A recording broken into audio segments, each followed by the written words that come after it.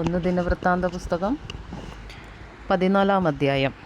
സോർ രാജാവായ ഹീരാം ദാവീദിൻ്റെ അടുക്കൽ ദൂതന്മാരെയും അവനൊരു അരമന പണിയേണ്ടതിന് ദേവദാരുക്കളെയും കൽപ്പണിക്കാരെയും ആശാരിമാരെയും അയച്ചു. യഹോവയുടെ ജനമായ ഇസ്രായേൽ നിമിത്തം തൻ്റെ രാജത്വം ഉന്നതി പ്രാപിച്ചതിനാൽ തന്നെ യഹോവ ഇസ്രായേലിനു രാജാവായി സ്ഥിരപ്പെടുത്തിയെന്ന് ദാവീദിന് മനസ്സിലായി. ദാവീദ് യെരൂശലേമിൽ വെച്ച് വേറെയും ഭാര്യമാരെ പരിഗ്രഹിച്ചു. വളരെ പുത്രന്മാരെയും പുത്രിമാരെയും ജനിപ്പിച്ചു.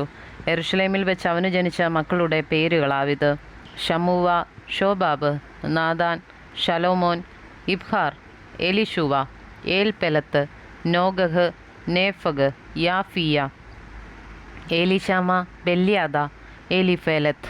ദാവീദ് എല്ലാ ഇസ്രായേലിനും രാജാവായി അഭിഷേകം കഴിഞ്ഞുവെന്ന് ഫെലിസ്ത്യർ കേട്ടപ്പോൾ ഫെലിസ്ത്യരൊക്കെയും ദാവീദിനെ പിടിപ്പാൻ ചെന്നു. ദാവീദ് അത് കേട്ട് അവരുടെ മുമ്പിൽ നിന്ന് ഒഴിഞ്ഞുപോയി. ഫെലിസ്ത്യർ വന്ന് രെഫായീം താഴ്വരയിൽ പരന്നു. അപ്പോൾ ദാവീദ് ദൈവത്തോട്, ഞാൻ ഫെലിസ്ത്യരുടെ നേരെ പുറപ്പെടണമോ? അവരെ എൻ്റെ കയ്യിൽ ഏൽപ്പിച്ചു തരുമോ എന്ന് ചോദിച്ചു.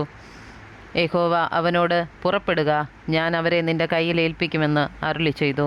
അങ്ങനെ അവർ ബാൽപെരാസീമിൽ ചെന്നു. അവിടെ വെച്ച് ദാവീദ് അവരെ തോൽപ്പിച്ചു. വെള്ളച്ചാട്ടം പോലെ ദൈവം എൻ്റെ ശത്രുക്കളെ എൻ്റെ കയ്യാൽ തകർത്ത് കളഞ്ഞു എന്ന് ദാവീദ് പറഞ്ഞു. അതുകൊണ്ട് ആ സ്ഥലത്തിന് ബാൽപെരാസീം എന്ന് പേർ പറഞ്ഞു വരുന്നു. എന്നാൽ അവർ തങ്ങളുടെ ദേവന്മാരെ അവിടെ വിട്ടേച്ചു പോയി. അവയെ തീയിലിട്ട് ചുട്ടുകളവാൻ ദാവീദ് കൽപ്പിച്ചു. ഫെലിസ്ത്യർ പിന്നെയും താഴ്വരയിൽ വന്നു പരന്നു. ദാവീദ് പിന്നെയും ദൈവത്തോട് അരുളപ്പാട് ചോദിച്ചപ്പോൾ ദൈവം അവനോട്, അവരുടെ പിന്നാലെ ചെല്ലാതെ അവരെ വിട്ടുതിരിഞ്ഞ് ബാഗാവൃക്ഷങ്ങൾക്കെതിരെ അവരുടെ നേരെ ചെല്ലുക.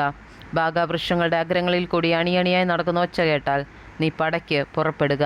ഫെലിസ്ത്യരുടെ സൈന്യത്തെ തോൽപ്പിക്കുവാൻ ദൈവം നിനക്ക് മുമ്പായി പുറപ്പെട്ടിരിക്കുന്നു എന്ന് അരുളി ചെയ്തു. ദൈവം കൽപ്പിച്ചതുപോലെ ദാവീദ് ചെയ്തു.